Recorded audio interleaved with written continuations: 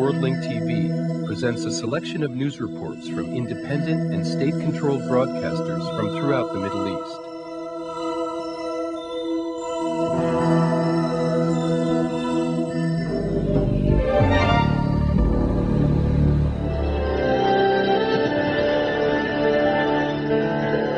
Welcome to the news in brief from Abu Dhabi TV. The Palestinian president appoints Jibril Rajoub as the Palestinian National Security Advisor. Yasser Arafat appointed me as National Security Advisor to fulfill the Palestinians' commitment to end the cycle of violence created by Israel. I hope that my appointment will be a positive step to move forward with the peace process until there is security. Hamas mourns 4 martyrs that were assassinated by Israel yesterday. It calls on its leaders to take precautions and promises Israel that it will retaliate fiercely. From Gaza, our correspondent Shireen Yunus. Gaza and Rafah witnessed massive rallies during the funeral procession of the 4 Hamas members who were martyred when an Israeli military helicopter fired missiles at them. The mourners demanded the resistance movement quickly retaliate for the assassination operations. Meanwhile, the military wings of all the Palestinian movements declared a state of alert among its ranks. Israel turned over 2 bodies from Hezbollah in the first step of a plan to swap prisoners and refugees between Hezbollah and Israel. 3 U.S. soldiers were wounded in an attack on its convoy west of Fallujah. The U.S. forces mistakenly fired at an Iraqi civilian vehicle, believing that they were being attacked. New Delhi takes strong security measures after 40 people were killed and more than 140 were injured in 4 bombings that shook Bombay City, the financial capital of India. Meanwhile, Pakistan denounces the bombings. This is the end of the news in brief.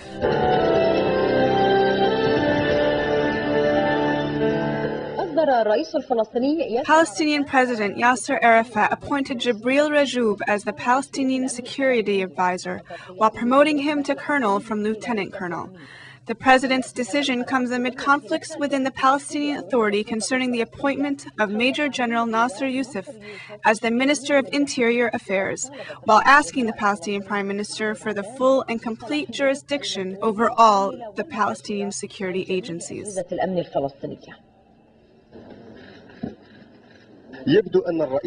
More than ever, it seems like the Palestinian president persists on controlling the Palestinian security agencies amid recent conflicts within the Palestinian leadership concerning the appointment of Nasser Youssef, a close ally of Arafat, as the Minister of Interior Affairs. Today, the Palestinian president appointed Lieutenant Colonel Jibril Rajoub as the National Security Advisor, who was the former head of the Preventive Security in the West Bank. Rajoub will help in reconstructing the Palestinian security services.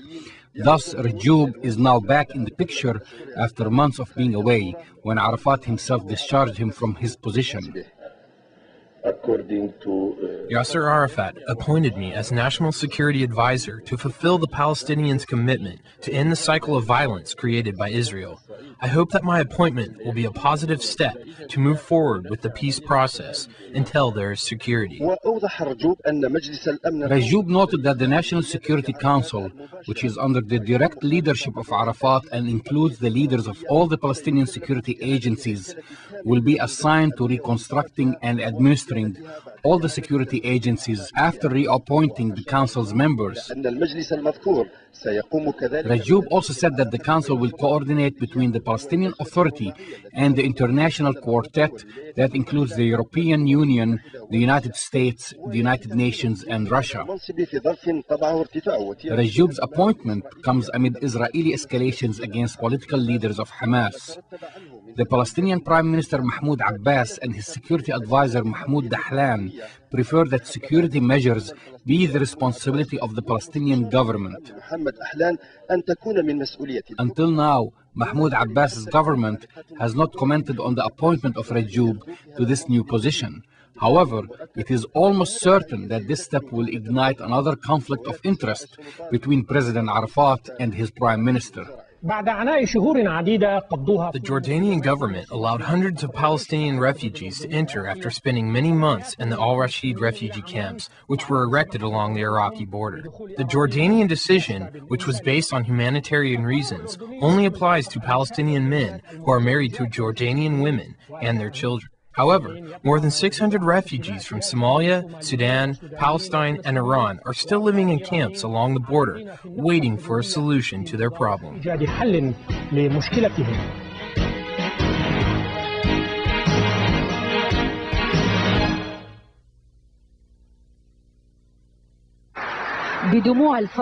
With tears of happiness, the refugees of Al-Ruwayshid camp who carry Palestinian travel documents and are married to Jordanian women received the news of the decision to allow them and their children to enter Jordan.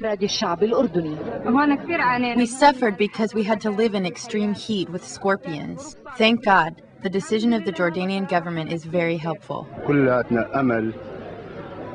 We hope that the Jordanian government would let us enter.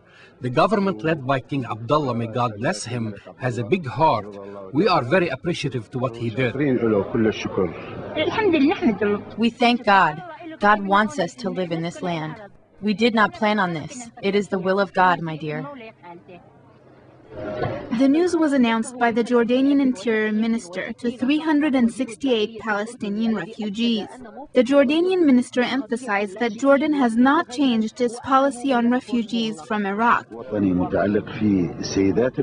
First, there is a legal reason. These women are Jordanians and thus they have the right to enter their country. Second, we allowed their families to enter for humanitarian reasons. Jordan did not change its policy on refugees. We will not accept any new refugees, no matter where they come from. Even if the refugees carry Palestinian travel documents? My words are very clear. We will not accept any new refugees. The file of refugees from the perspective of the Jordanian government is closed, and we do not want to change that. The Jordanian Minister of Interior, Shahir Baik, as well as the General Secretary of the Hashemite Charity Organization, which supervises the refugee camps and other delegates, met with the refugees who are affected by the Jordanian decision. These refugees have been waiting for this generosity for 4 months. The decision was not made for political reasons. No one can claim that. In reality, the decision was based on legal and humanitarian reasons. Jordan was the only open gate for refugees during the war in Iraq. It has established 3 refugee camps, 2 inside Jordan and the 3rd is along the Jordanian and Iraqi border, to provide shelter for people who are trying to escape the torment of war. About 1,000 refugees are now living in the Al-Ruwayshid camp. More than half of them carry Palestinian travel documents. My wife and I are Palestinians from Haifa. So both of you carry Palestinian travel documents? Yes, both of us have travel documents. Look, this is our home. It was hit several times during the war. In the beginning, it was partially hit, but later it was completely destroyed. I'm pleading with our Arab brothers to open their hearts for us. According to private sources to Abu Dhabi TV, representatives of the Palestinian refugees and other delegates are negotiating on their behalf to reach a final solution and close the refugee camps. The Jordanian decision has marked a new chapter in the lives of hundreds of Palestinians. However, the rest of the refugees are still waiting along the borders, hoping to find a safe place to live in. Lina Masharbash, Al Madar Program, Abu Dhabi Television, Al Ruwayshid Refugee Camp, along the Iraqi and Jordanian border.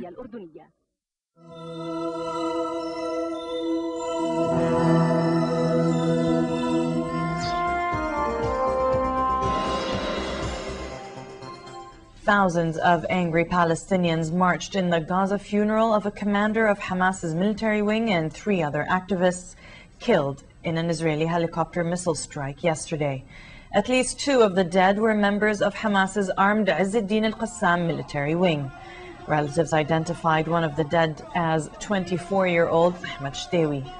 Yesterday's killings came after a threat by Israel's army chief Moshe Ya'alon to hunt down Palestinian activists if Palestinian security forces fail to do so themselves. The dramatic rise in violence followed last week's Hamas suicide bombing in Israel and another retaliatory killing of Hamas leader Ismail Abu Shanab. Meanwhile, Al-Aqsa Martyrs Brigades of the Palestinian Fatah faction vow to avenge the killing of Palestinian activists by Israel. In a video aired on Israeli TV, masked Al-Aqsa members wielding machine guns issued a list of their targets, including Israeli Premier Ariel Sharon and Defense Minister Shaul Mofaz. The Palestinian Authority has accused Israel of trying to assassinate a US-backed peace plan by killing Palestinian activists in helicopter attacks.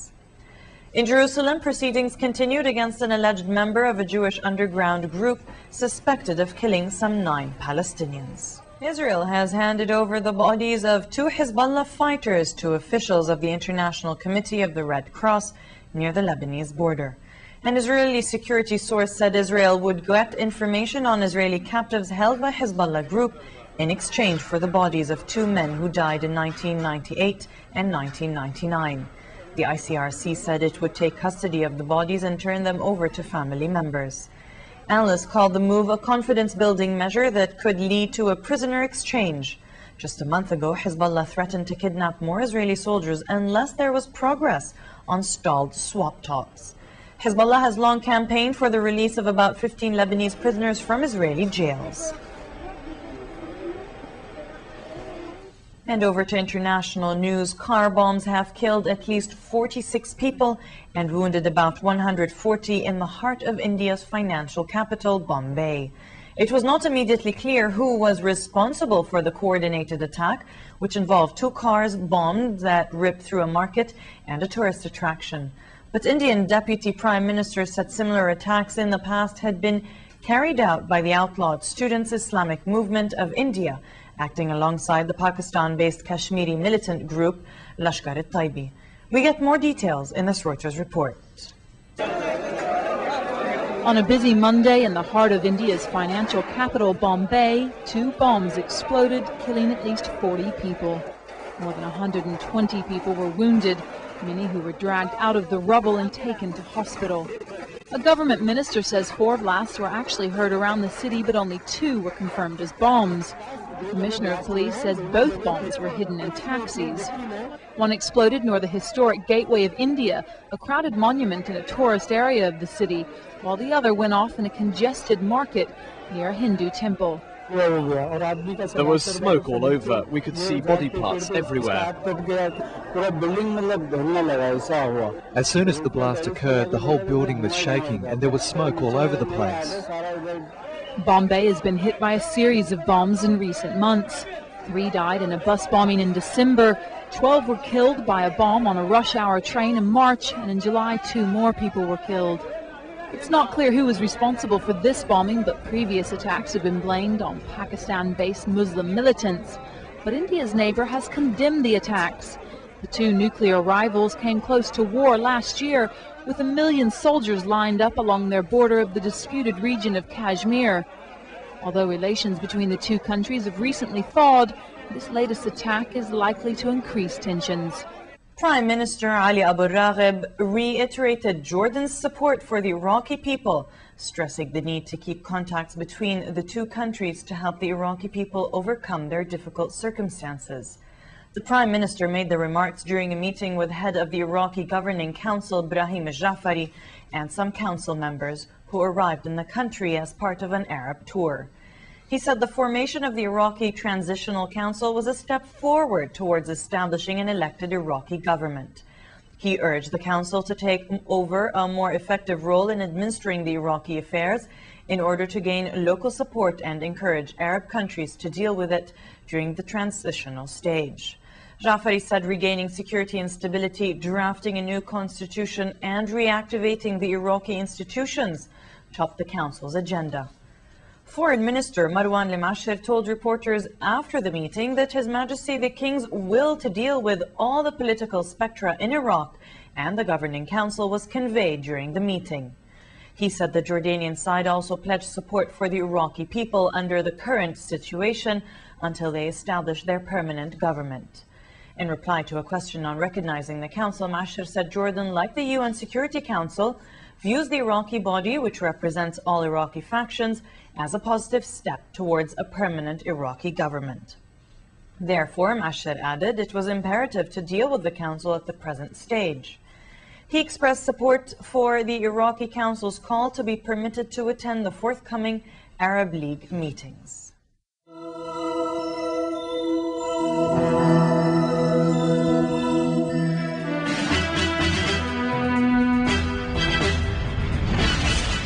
An Iraqi witness said that 3 U.S. occupation soldiers were injured Monday morning when their convoy was attacked with 3 rocket-propelled grenades to the west of Fallujah, west of Baghdad. Grand Ayatollah Sayyid Mohammed Saeed al-Hakim escaped an assassination attempt in the holy southern city of Najaf.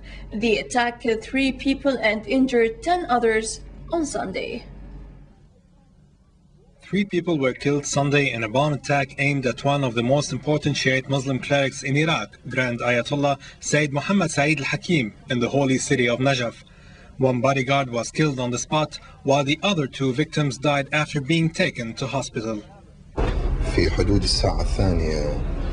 2:15, an employee in the office saw a bomb behind the wall of Muhammad Hakim's son's room. He rushed to security and told him there was a bomb in a gas canister and there was smoke coming from it. And the guard said that there was a 15-second fuse. The guards told us to leave, but the fuse was too short and it exploded. When Ayatollah Hakim came into the room, the explosion happened. The blast left a 1.5-meter hole in the side of the house and a crater in the street outside. Iraqi newspapers had reported last week that Sayyid Mohammed Saeed al-Hakim had received threats against his life. Residents were divided as to who was behind the attack, mainly blamed on Saddam Hussein loyalists. Speaking in Tehran earlier, the Supreme Assembly for the Islamic Revolution in Iraq made similar comments. Advisor to Iraqi Governing Council member Sayyid Abdulaziz al-Hakim, Sayyid Mohsen al-Hakim, said the primary suspects are former members of the Ba'ath regime and supporters of Saddam Hussein that want to spark a war between Shiite and Sunni Muslims. The head of Iraq's Governing Council, Ibrahim Ja'fari, announced that his talks with the Egyptian Foreign Minister Ahmed Maher and Arab League Chief Amr Moussa are considered a clear-cut recognition of the Council. But reports from the state media news agency continue to refer to the delegation as a group of Iraqi figures. Members of the 25-member body appointed by the U.S.-led coalition ruling Iraq lobbied Egyptian and Arab League officials on Sunday in a bid to recognize the so-called Iraq's Governing Council, giving it the legitimacy among Arab governments and consequently a place at the League's table. The rotating chairman of the council, Ibrahim Ja'fari, said after the delegations met Egyptian Foreign Minister Ahmed Maher and Arab League Chief Amr Moussa that Arab countries had granted the transitional body clear recognition by holding talks with it, but his host disagreed. Maher, for his part, dodged questions about the possibility of Cairo recognizing the council, saying that recognition is not the issue, adding that Egypt supports all efforts to restore the sovereignty of the Iraqi people and believes the UN should play a bigger role. Anyhow, he considered the formation of the council last July a step in the right direction, but insisted that an Iraqi government should be independent and elected in order to be legitimate. The Iraqi delegation also met Egyptian Prime Minister Arafat Appoints. Worth mentioning that state media continue to refer to the delegation as a group of Iraqi figures. The practical stance Egypt took was to deal with the issue as de facto, not de jure. That means also the foreign minister announced that he met the delegation in their personal status. That means it's a virtual recognition. At Arab League headquarters, the delegation composed of Ja'fari, Adnan Partachi, Ghazi al-Yawar and Barak Abu Sultan pressed Moussa to allow the Governing Council to send a representative to the 22-member organization. They said Moussa promised to submit the Council's request to the next Arab Foreign Ministers meeting in Cairo on September 9th and 10th. While answering the question about participation of Iraqi representatives in the Pan-Arab Body meeting in Cairo next month, Moussa said that would be the decision of the Arab ministers themselves. We hope that we will be successful in having the seat of Iraq occupied. We do not want to have the seat of Iraq remain vacant, either in the Arab League or in the United Nations or any other international organization. As Iraqi civilians, they demanded to keep Arab-Iraqi ties. They are highly cautious that Iraq does not separate from its surroundings. Arabs were divided over the U.S.-led war against Iraq and now are split over how to treat the interim council that is working with Iraq's occupiers to run the increasingly unstable Arab country. Maher said on August 11th that the governing council was not a legal authority for Iraq, and days earlier Arab foreign ministers meeting in Cairo also did not endorse it. Egypt is the sixth leg of an Arab tour that has already taken the delegation to the United Arab Emirates, Oman, Bahrain, Kuwait, and Saudi Arabia. It is due to visit Jordan on Monday. A planned visit to Yemen, also scheduled for Monday, has been delayed for 2 days. A Yemeni government spokesman earlier in the day reiterated reservations about the council's representatives. Iraqi police and U.S. occupation forces were put on alert in the northern Iraqi city of Kirkuk after tension escalated between Turkmens and Kurds, and Turkish nationalists clashed with police over the killing of at least 5 Turkmens in Kirkuk. The following report highlights the reasons behind the fighting that left a dozen people dead and many others injured over the last couple of days. The destruction of Imam Ali's holy shrine in the northern Iraqi city of Tos Khormanto highlighted the Turkmen issue in the region and mounted tension with Kurdish minority groups. This shrine has its sanctity and has been here for more than 60 years. On religious occasions, you would find Arabs, Turkmen, and Kurds visiting the holy shrine. The majority of the Turkmen are Shiite Muslims who were united with the Kurds in the face of the oppression and tyranny of Saddam Hussein's regime, and they hoped they would be fairly treated after the regime was ousted. However, Turkmen are now facing an attempt to exclude them and threaten their being from their closest neighbors, the Kurds, in a province Turkmen represent more than 70% of its population.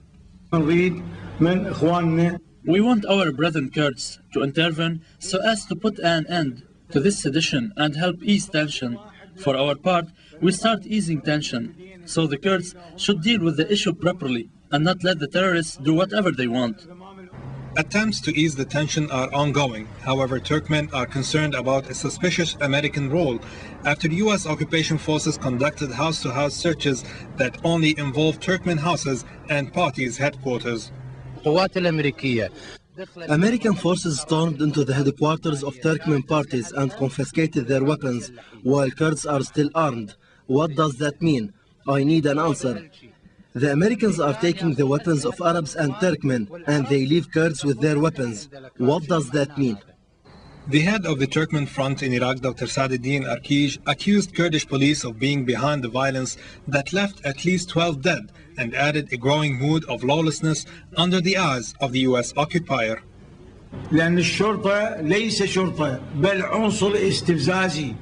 The Kurdish police are behind such provocations. They refuse to speak with us in Arabic, only in Kurdish, which just widens the gap between us. Meanwhile, approximately 100 protesters waving Turkish nationalist flags, along with Turkmen flags, protested against the recent clashes between Kurds and Turkmen groups in northern Iraq outside the Patriotic Union of Kurdistan's office in Ankara, but were blocked by riot police. Anatolia news agency said many protesters were injured and others were detained. The agency said the violence began after police refused the group permission to read out a statement in front of the office of Jalal Talbani's Patriotic Union of Kurdistan.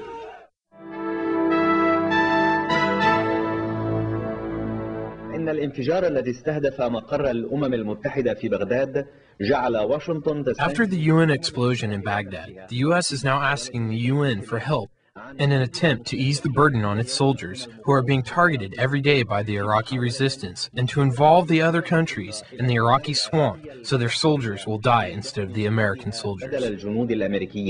ومع ذلك فإن واشنطن ليست في وارد التخلي عن دورها القيادي الممسك. Despite all of this, Washington will not give up its control over Iraq, and thus it appears that it is looking for someone to deal with the attacks, but without sharing any of the profits.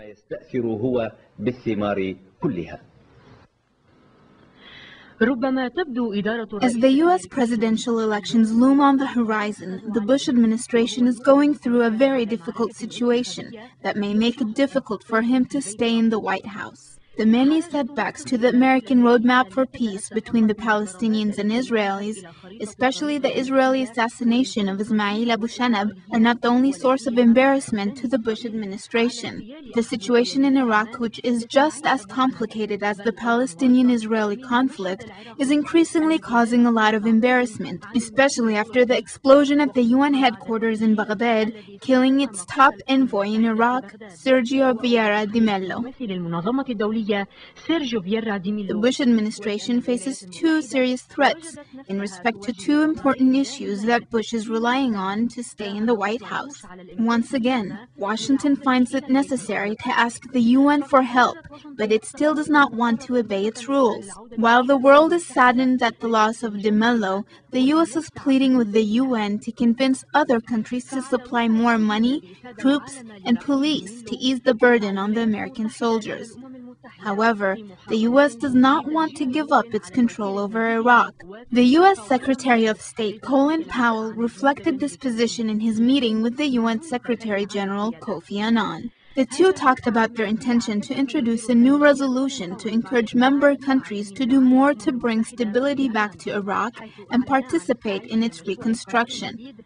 Once again, Washington is asking other countries to send more troops and support, but it refuses to expand the UN role or give up some of its leadership authority in Iraq. Colin Powell said that introducing a new resolution may encourage other countries to get involved in Iraq, but he maintains that the issue of giving up the U.S. control over Iraq was not discussed. He explained that the coalition forces in Iraq, led by the U.S., are already a multinational force because it includes troops from 22 countries. However, 11,000 out of the 22,000 non-American troops in Iraq are from Britain. Furthermore, the Americans are facing many international obstacles from countries such as France, Germany, and Russia, who opposed the war from the start. Officials from these countries stress that the American crisis in Iraq will not change their demand of expanding the UN role in shaping the future of Iraq. Thus, what is happening on the ground in Iraq has brought back the three countries who opposed the war to the center stage, which in part is due to the slaps on the face that the U.S. administration has been receiving in Iraq. The French Foreign Minister Dominique de Villepin emphasized that Iraq must regain its sovereignty very quickly to end what he called confrontation with the Iraqis. De Villepin said that the U.S. confrontational attitude is the main reason behind the chaos in that country, stressing the need to replace the occupation with sovereignty. He also explained that recognizing the right of Iraqis to govern themselves is the main condition for success, and thus it should be the starting point for everything. Meanwhile, the Iraqis are drowning in chaos and have no representation at the international or Arab levels. They are still confused between two international positions: the U.S. persistence on occupation and total control over everything, versus the French, German, and Russian desire to have a bigger UN role so the Iraqis can regain their sovereignty quickly on the other side. The UN Secretary General Kofi Annan gave his final answer after meeting with British Foreign Minister Jack Straw, in which he announced that he will not consider sending an official peacekeeping force to Iraq if the American and British coalition forces do not give up some of their control in Iraq. Nonetheless, he said that there is a possibility that the UN Security Council may decide to send multinational forces to Iraq.